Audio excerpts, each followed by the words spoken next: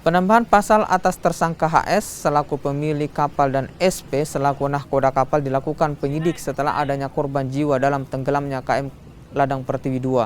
Kedua tersangka kembali dijerat pasal 359 KUHP terkait kealpaan dan kesalahan keduanya sehingga menyebabkan orang lain meninggal dunia. Sebelumnya, kedua tersangka sudah dijerat dengan Undang-Undang Nomor 17 Tahun 2008 tentang pelayaran.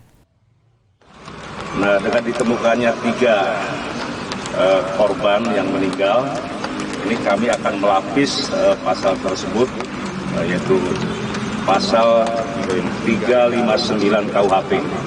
Ya, jadi karena kealpaannya dan kesalahannya sehingga menyebabkan orang lain meninggal dunia. Jadi kemarin ya memang satu khususnya yang nahkoda yang sudah kami tahan, saat ini kemungkinan untuk pemilik pun jadi ancaman hukumannya di atas 5 tahun akan kami lakukan penahanan dalam rangka perkembangan penyidikan.